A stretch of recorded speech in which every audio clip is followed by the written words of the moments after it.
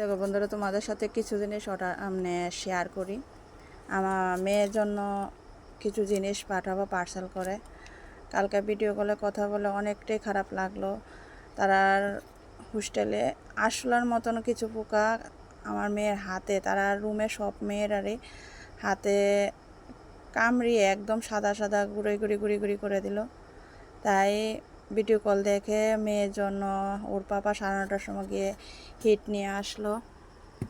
গাছে লেবু দিলাম, কিছু কাপড়, এবার বিস্কিট, তার মধ্যে আছে চক, ডেটল, 1 কেজি চানাচুর, আর এর মধ্যে স্পেশাল শুটকির গুঁড়া, আর এর মধ্যে প্যাকেটের ভিতরে ইলিশ শুটকির গুঁড়া।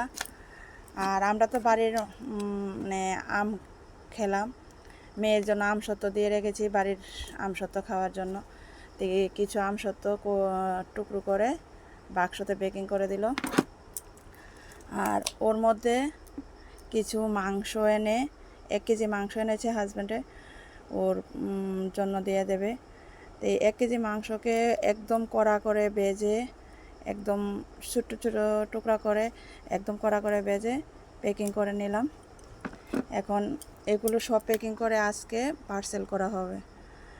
তো একটু একটু করে হঠাৎ করে, কারণ অনেকটাই খাওয়ার প্রবলেম হচ্ছে, একদম শরীর দুর্বল হয়ে গেল। তার ওর পাপা সব কিছু এনে এখন প্যাকিং করে এগুলি পাঠাবে। প্রত্যেক কেজিতে মনে হয় রেটটা একটু বেশি পড়ছে, তবু কিছু করার নেই, মেয়েকে খাওয়ার জন্য, বাচ্চা যাতে সুস্থ থাকে সবাই চিন্তা করে। তো এইগুলি রেডি করলাম। আর এখানে একটু ঠাকুরের প্রসাদ, ওর বাবা ঠাকুর মন্দিরে গিয়েছিল, ওর প্রসাদ দেওয়া হলো।